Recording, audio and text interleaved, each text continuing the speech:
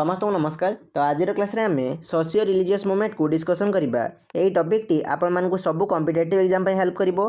ता छडा हमर आगामी जो बीएड एग्जाम बो ताहा पई मध्य आपण मानकु हेल्प करिवो। तो काळ विलंब करी चलो आमे डिस्कशन आरंभ करिबा। तो प्रथम आमे देखिबा ब्राह्मण समाज कोन देखिबा। ब्राह्मण समाज देखिबा। ब्राह्मण समाज को हमर 1828 मसिया रे गठन कराइथिला। आ ब्राह्मण समाज को राजा राममोहन रॉय हमर गठन करथिले। बहुत इंपोर्टेंट परीक्षा क्वेश्चन आसे। ब्राह्मण समाज को किए गठन करथिले। ब्राह्मण समाज को हमर राजा राममोहन रॉय गठन करथिले।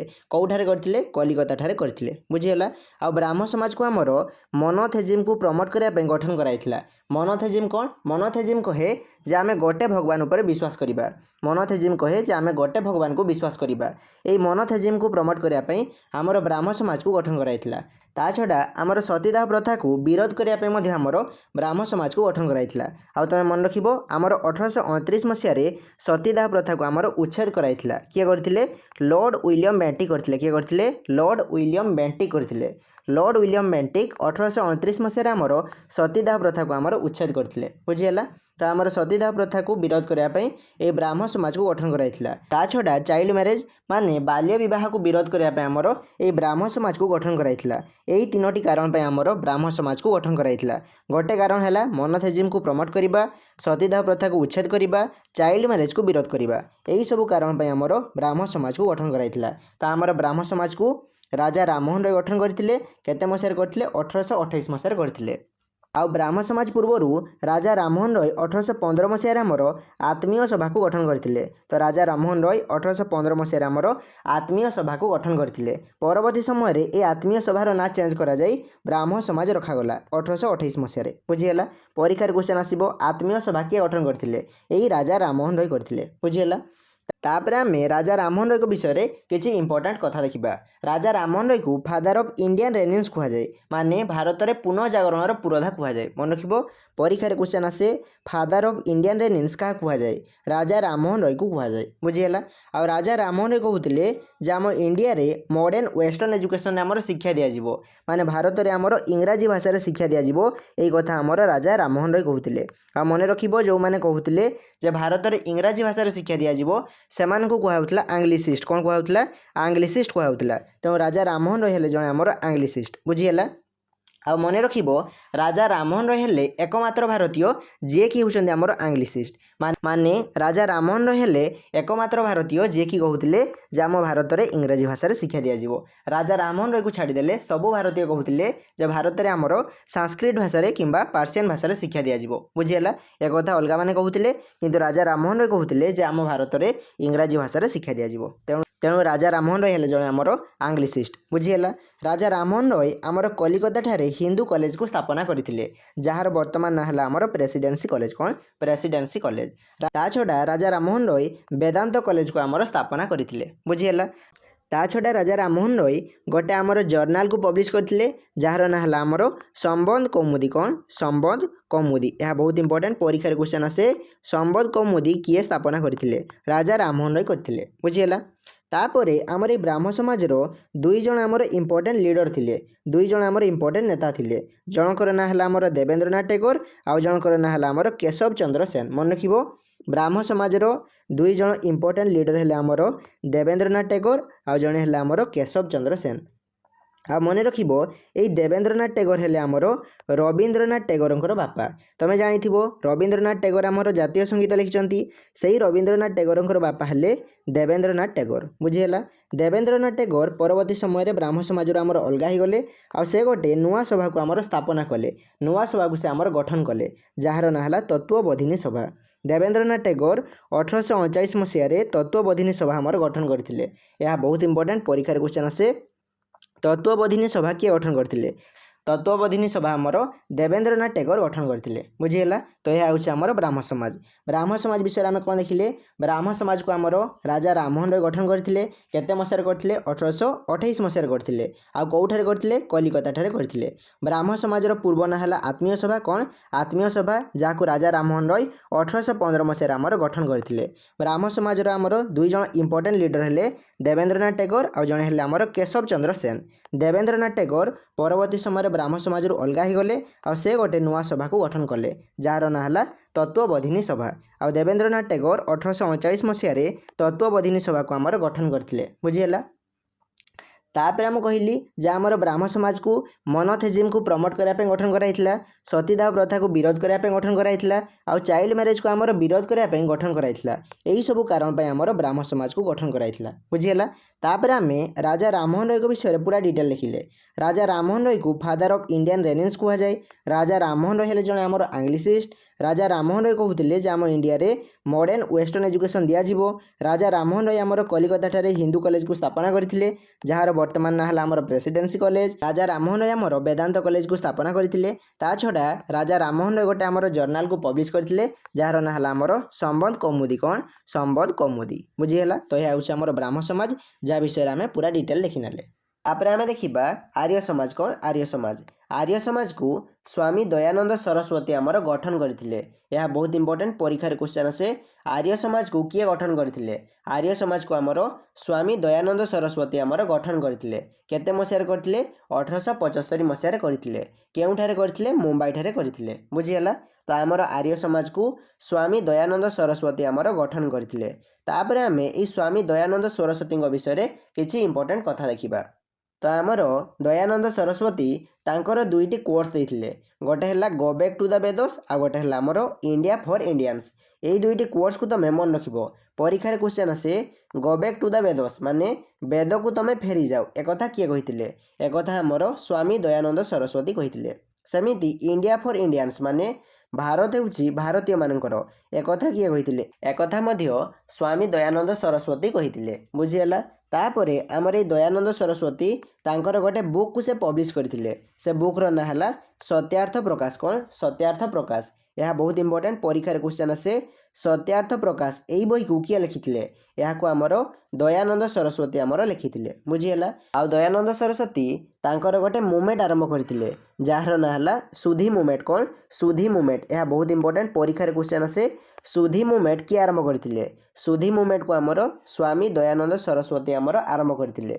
सुधी मूवमेंट कहीं आरंभ कराइथिला, जो हिंदू माने हिंदू धर्म छाड़ी मुसलमान किंबा ख्रीस्टियान होते सेमानकर धर्म को बदलई पुणी थरे हिंदू को आने आमर सुधी मूवमेंट को आरंभ कराइथिला। किए आरंभ करथिले दयानंद सरस्वती आमर आरंभ करथिले। बुझीगला। आ दयानंद सरस्वती नाम अनुसार आमर दयानंद आंग्लो वैदिक स्कूल आमर आरंभ कराई, जहाँ सर्ट्रे आमर डीएवी कह जाए। बुझीगला। तो आम आर्य समाज विषय कौन देखिले। आर्य समाज को आमर स्वामी दयानंद सरस्वती आमर आरंभ करथिले। केते मसीह करथिले 1875 मसीह करथिले। केउठारे करथिले मुंबई ठारे करथिले।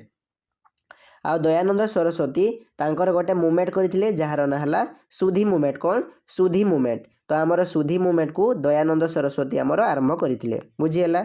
आ दयानंद सरस्वती कहते go back to the Vedas आउ इंडिया फॉर इंडियंस। से गोटे बुक लिखिथिले, जार ना हला सत्यार्थ प्रकाश। तांको नारे गोटे आमर स्कूल अच्छी, जार ना हला दयानंद आंग्लो वैदिक स्कूल, जहाँ सर्ट्रे आमर डीएवी कह जाए। बुझीगला। तो यह हूँ आमर आर्य समाज। तापर आमे ईश्वर चंद्र विद्यासागर विषय डिटेल लिखा। तो आमर ईश्वर चंद्र विद्यासागर वोमेन्स एजुकेशन आ विडो रिमेरेज को आमर बहुत सपोर्ट करुथिले। से वोमेन एजुकेशन आ विडो रिमेरेज रो स्ट्रॉन्गेस्ट सपोर्टर थिले। परीक्षा क्वेश्चन आसीबो विडो रिमेरेज को किए सपोर्ट करुथिले, सेते तुम ईश्वर चंद्र विद्यासागर करदेव। यह बहुत इंपोर्टेंट परीक्षा क्वेश्चन आसे। विडो रिमेरेज को किए सपोर्ट करुथिले, ईश्वर चंद्र विद्यासागर आमर सपोर्ट करुथिले। ये सबुठारु बेसी सपोर्ट करुथिले। आउ अलगा माने भी करुथिले, किंतु सबुठारु बेसी सपोर्ट आमर ईश्वर चंद्र विद्यासागर करुथिले। जमिति ओडिया रे मधुसूदन राव आमर वर्णबल लिखिचंती, सेमिति बेंगली रे वर्ण परिचय ईश्वर चंद्र विद्यासागर लिखिचंती। परीक्षा क्वेश्चन आसे वर्ण परिचय किए लिखिचंती, ईश्वर चंद्र विद्यासागर लिखिचंती। बुझीगला। यही दुईटी पॉइंट आमर ईश्वर चंद्र विद्यासागर विषय रे क्वेश्चन आसे।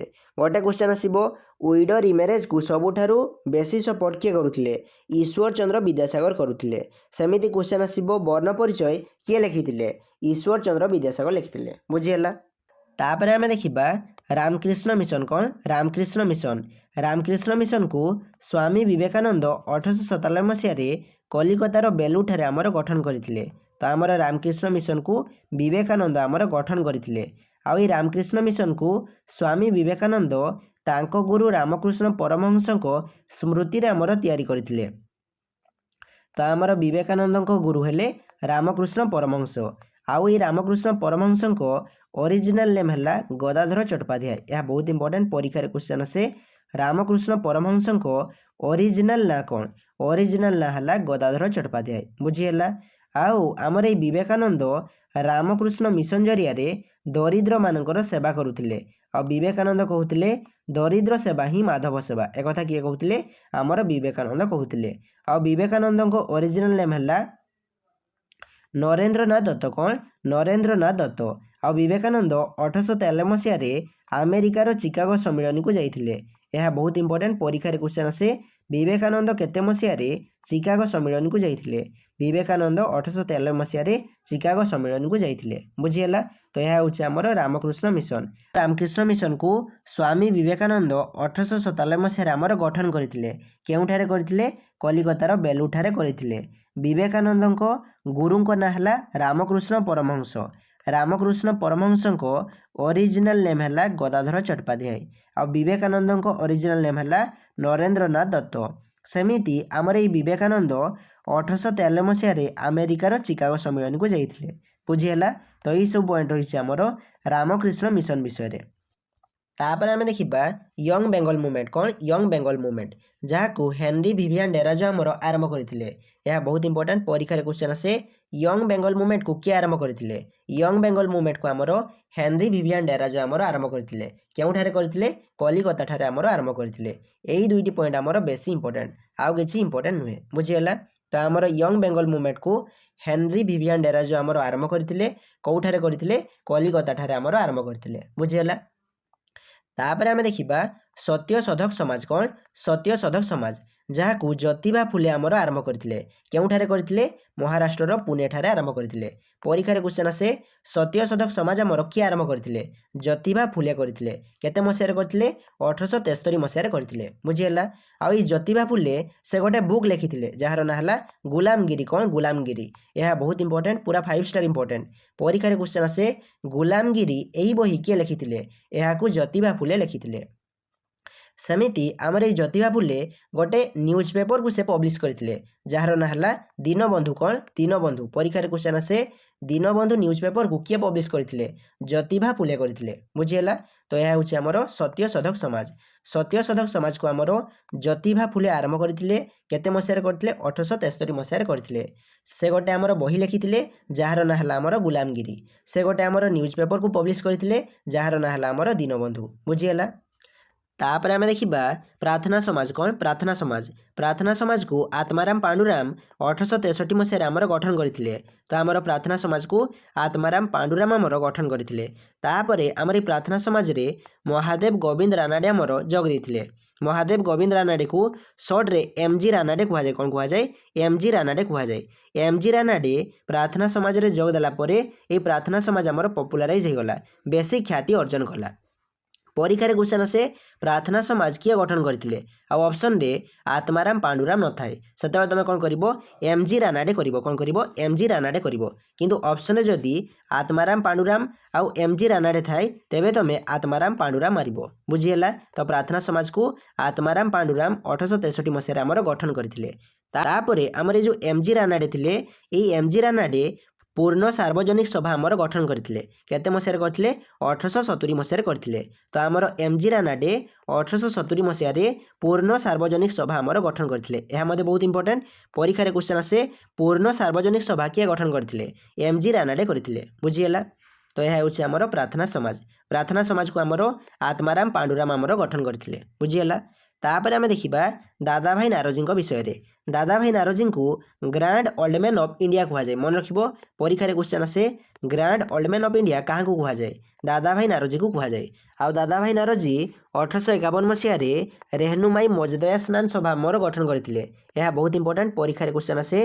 रेहनुमाई मजदया स्नान सभा किए गठन करते? दादा भाई नारोजी करते। आ दादा भाई नारोजी 1865 रु 1866 मसीहा मध्य लंडन इंडियन सोसाइटी आमर गठन करते।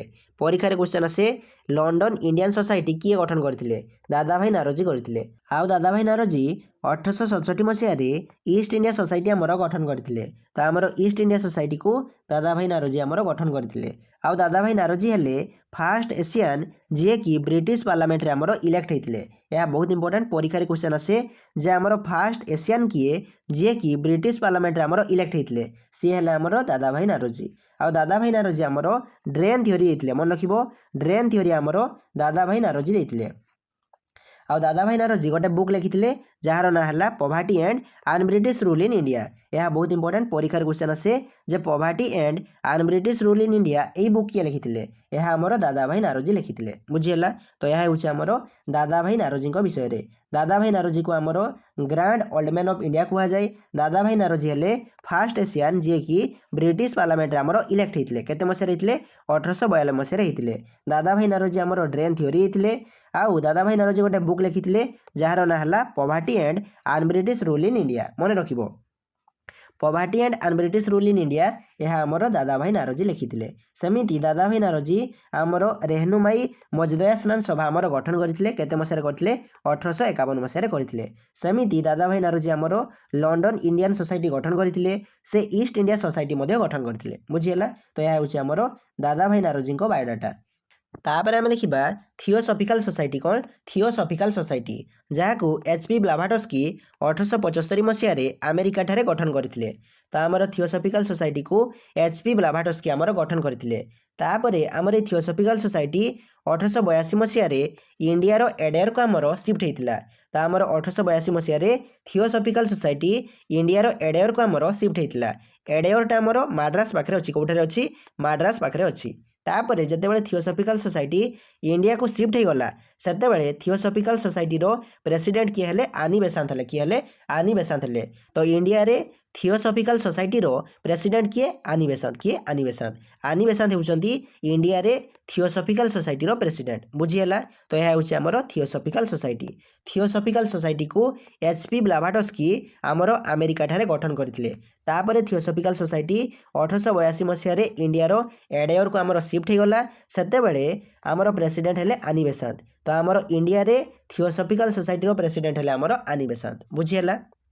ତାପରେ ଆମେ ଦେଖିବା ଅଲିଗଡ଼ ମୁଭମେଣ୍ଟ। କ'ଣ? ଅଲିଗଡ଼ ମୁଭମେଣ୍ଟ। ଅଲିଗଡ଼ ମୁଭମେଣ୍ଟ ହେଲା ଗୋଟେ ଆମର ମୁସଲିମ ମୁଭମେଣ୍ଟ। କ'ଣ? ମୁସଲିମ ମୁଭମେଣ୍ଟ। ଅଲିଗଡ଼ ମୁଭମେଣ୍ଟକୁ ସାର୍ ସୈୟଦ ଅହମ୍ମଦ ଖାନ ଆମର ଆରମ୍ଭ କରିଥିଲେ। ଏହା ବହୁତ ଇମ୍ପୋର୍ଟାଣ୍ଟ, ପରୀକ୍ଷାରେ କ୍ୱେଶ୍ଚନ୍ ଆସେ ଅଲିଗଡ଼ ମୁଭମେଣ୍ଟକୁ କିଏ ଆରମ୍ଭ କରିଥିଲେ? ଅଲିଗଡ଼ ମୁଭମେଣ୍ଟକୁ ସାର୍ ସୈୟଦ ଅହମ୍ମଦ ଖାନ ଆମର ଆରମ୍ଭ କରିଥିଲେ। ଆଉ ସାର୍ ସୈୟଦ ଅହମ୍ମଦ ଖାନ 1875 ମସିହାରେ ଅଲିଗଡ଼ ସ୍କୁଲ ଆମର ସ୍ଥାପନା କରିଥିଲେ, ଯାହାର ନାଁ 1877 ମସିହାରେ ଚେଞ୍ଜ ହେଇ ମହମ୍ମଦାନ ଆଙ୍ଗ୍ଲୋ ଓରିଏଣ୍ଟାଲ କଲେଜ ହେଇଗଲା। ପରୀକ୍ଷାରେ ଏଇଟା କ୍ୱେଶ୍ଚନ୍ ଆସେ। ପରୀକ୍ଷାରେ କ୍ୱେଶ୍ଚନ୍ ଆସେ ମହମ୍ମଦାନ ଆଙ୍ଗ୍ଲୋ ଓରିଏଣ୍ଟାଲ କଲେଜ କିଏ ସ୍ଥାପନା କରିଥିଲେ? ସାର୍ ସୈୟଦ ଅହମ୍ମଦ ଖାନ କରିଥିଲେ। ତାପରେ ଏହାର ନାଁ ଚେଞ୍ଜ ହେଇ ଅଲିଗଡ଼ ମୁସଲିମ କଲେଜ ହେଇଗଲା। ବୁଝିହେଲା?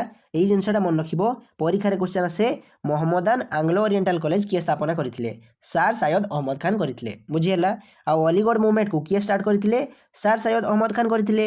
ସାର୍ ସୈୟଦ ଅହମ୍ମଦ ଖାନ ଆମର ମହମ୍ମଦାନ ଆଙ୍ଗ୍ଲୋ ଓରିଏଣ୍ଟାଲ କଲେଜ ସ୍ଥାପନା କରିଥିଲେ। ବୁଝିହେଲା? ତ ଏହା ହେଉଛି ଆମର ଅଲିଗଡ଼ ମୁଭମେଣ୍ଟ। ତାପରେ ଆମେ ଦେଖିବା ଅହମ୍ମଦିଆ ମୁଭମେଣ୍ଟ। କ'ଣ? ଅହମ୍ମଦିଆ ମୁଭମେଣ୍ଟ। ଅହମ୍ମଦିଆ ମୁଭମେଣ୍ଟ ହେଲା ଗୋଟେ ଆମର ମୁସଲିମ ମୁଭମେଣ୍ଟ। ଏଇ ମୁଭମେଣ୍ଟକୁ ଆମର ମିର୍ଜା ଗୁଲାମ ଅହମ୍ମଦ ଆମର ଷ୍ଟାର୍ଟ କରିଥିଲେ। ଏହା ହେଉଛି ଆମର ଇମ୍ପୋର୍ଟାଣ୍ଟ, ଆଉ କିଛି ଆମର ଇମ୍ପୋର୍ଟାଣ୍ଟ ନାହିଁ। ଏତିକି ମନେ ରଖିବ, ଅହମ୍ମଦିଆ ମୁଭମେଣ୍ଟକୁ ଆମର ମିର୍ଜା ଗୁଲାମ ଅହମ୍ମଦ ଆମର ଷ୍ଟାର୍ଟ କରିଥିଲେ। ବୁଝିହେଲା? ତ ଏଇଗୁଡ଼ା ହେଉଛି ଆମର ସୋସିଓ କଲଚରାଲ ମୁଭମେଣ୍ଟସ, ଯାହା ବିଷୟରେ ଆମେ ପୁରା ଡିଟେଲ ଡିସ୍କସନ୍ କରିସାରିଲେ। ଯଦି ତୁମର ବୁଝିବାରେ କୌଣସି ବି ଡାଉଟ୍ ଥିବ ତେବେ କମେଣ୍ଟ ସେକ୍ସନରେ ଜଣାଇବ। ଥ୍ୟାଙ୍କସ୍ ଫର ୱାଚିଂ। ଜୟ ଜଗନ୍ନାଥ।